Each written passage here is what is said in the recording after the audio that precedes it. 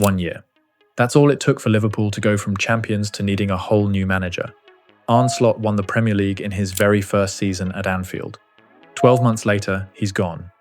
And the man they've brought in to fix it is someone Liverpool already wanted once before, back when they were picking Klopp's replacement, and passed on him in favour of Slot. So what actually happened here? Let's get straight to it. Liverpool sacked Arne Slot in May, 1 year after he delivered their 20th league title. His replacement is Andoni Iraola, poached straight from Bournemouth. Now let's talk about how a title-winning manager loses his job in 12 months. Because honestly, it's one of the wildest collapses English football has seen in years. Slot's first season was about as good as it gets. He walked into the biggest job in the sport, replacing a club legend in Jurgen Klopp, and won the league by 10 points. First Dutch manager to ever win the Premier League, Manager of the Year. Everyone thought Liverpool had found their guy for the next decade. Okay, but if he won the league, why is he already out? That's the obvious question, and it comes down to one brutal season. Liverpool spent big that summer, well over £400 million on Florian Wirtz, Alexander Isak, Hugo Ekitike, Milos Kerkez, and Jeremy Frimpong. The idea was to lock down the title for years. Instead, it fell apart almost immediately. Isak's move alone was a mess, a drawn-out saga before he even arrived, and then a serious injury wiped out most of his season. The results told the real story. Liverpool went from champions to losing 9 of 12 games at one stretch.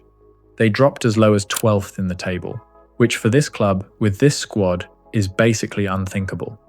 Then came a week that summed up the whole season. A 3-0 home defeat to Nottingham Forest, followed days later by a 4-1 thrashing by PSV Eindhoven at Anfield in the Champions League, their worst run of results since the 1950s. Read that again? 1950s. They steadied just enough to scrape into 5th place, which was just good enough for Champions League qualification, but the damage was already done. Slot was sacked days after that qualification was confirmed, which tells you everything about how little patience was left in the building. Quick pause here. If you're new to the channel, smash that subscribe button, because we're about to dig into exactly what Iraola is changing at Anfield and whether it's actually going to work. So why Iraola? Because almost nobody in Europe did more with less over the last 3 years than he did. Liverpool's own hierarchy had already considered him once, alongside names like Xabi Alonso when they were replacing Klopp, before eventually going with Slot. Iraola took over Bournemouth in 2023, a club that had spent most of its history just trying to survive relegation. He improved them every single season. 15th to 9th to 6th, and a first ever European qualification in the club's history. He did all of that with a fraction of the budget the so-called Big Six get to work with. Here's where it actually gets interesting. Iraola's style is basically the opposite of what Slot was running. Slot's Liverpool was patient, controlled, lots of possession, building slowly.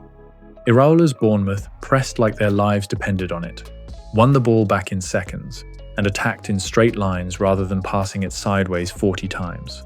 Liverpool fans who grew up on Klopp's heavy metal football had been begging for that intensity back for months. Even Mohamed Salah, before his own exit, had pushed publicly for a return to that kind of style. But that's only half the story, because a change in manager doesn't fix a squad on its own, and this rebuild has been messy. Mohamed Salah's 9-year spell at Anfield ended this summer. Contract terminated a year early, by mutual agreement, closing out 442 appearances, 257 goals, and 123 assists.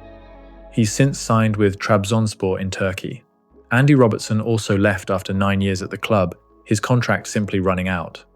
And in the biggest blow to the backline, Ibrahima Konate walked away on a free transfer to Real Madrid after contract talks collapsed, breaking up one of the more settled centre-back pairings in the league, right when Iraola needed stability the most. To try and patch that gap, Liverpool brought in Ronald Araujo on a season-long loan from Barcelona with a buy option next summer. A physical, experienced defender who should suit a higher line, far better than Liverpool's more passive options last season. As for a direct Salah replacement, Bradley Barcola from PSG has been the ongoing target for most of the summer, though reports suggest the two clubs are still miles apart on price. So treat that one as unresolved for now. Now, let's actually talk about the players Iraola has to work with, because this is where his whole season hinges. Florian Wirtz had a rough debut year by his own standard. 5 goals, 3 assists in the league after his record transfer from Bayer Leverkusen.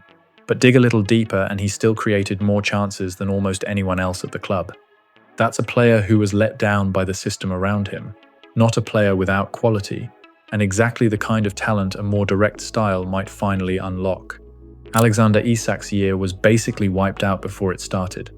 Injury problems on top of that messy transfer saga meant Liverpool barely saw what he's actually capable of.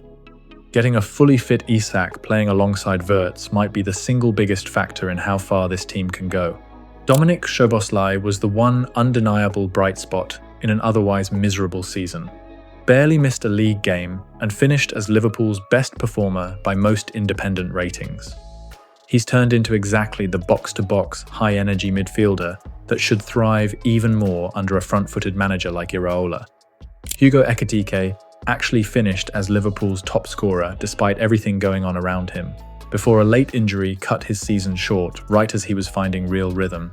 And then there's Rio Ngumoha, the teenage academy graduate who was genuinely one of the only fun things to watch at Anfield last season. Fearless, direct, always looking to take players on. Given Iraola's track record of trusting young players at Bournemouth, Ngumoha might be about to get the platform he deserves. Alexis Mac Allister struggled to find consistent form and starts by his own standard, though he's still a technically excellent presence in midfield whenever he's fully fit. Cody Gakpo kept offering flexibility across the front line without ever quite becoming the guaranteed focal point some expected of him. And Jeremy Frimpong, brought in as an attacking wingback to bomb forward from right-back, actually looks tailor-made for the kind of overlapping, front-foot system Iraola wants to build, even though his first season was disrupted by fitness issues. Behind them, Alisson stayed rock-solid in goal even as the team in front of him fell apart for months, and Virgil van Dijk remained the calm, experienced head marshalling a defense that changed shape completely around him. Let's dig a bit deeper into what this tactical switch actually looks like on the pitch, because it's not just about pressing harder. Under Slot, Liverpool built attacks through patient build-up, circulating the ball across the back four and midfield until a gap opened up. It worked when it worked, but it also meant games where Liverpool dominated possession without ever really threatening. Iraola's Bournemouth sides played almost the opposite way. Back four, aggressive wingbacks pushing high, and a real emphasis on winning the ball back within seconds of losing it, rather than dropping into a settled shape.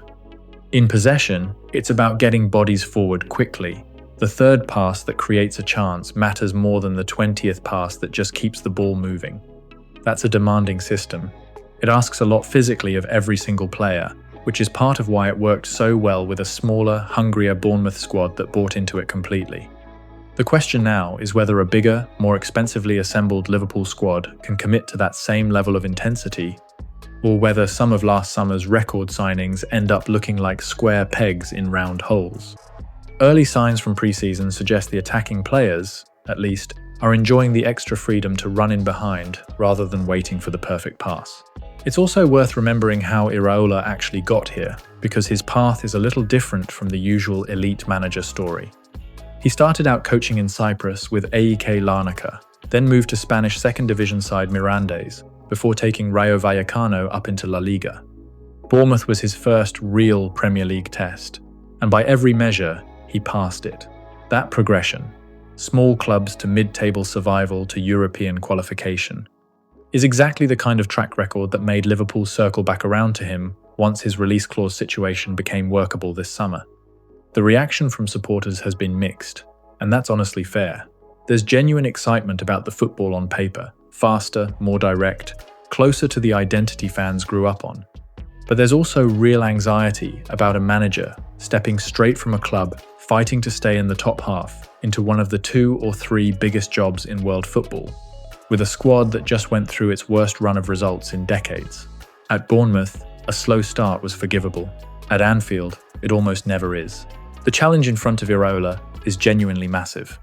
He's installing a totally new, physically demanding pressing system, without Salah's goals and experience in the building, with a defense that's lost 2 of its most reliable names, and a fan base whose patience ran out somewhere around that PSV defeat. This isn't Bournemouth anymore.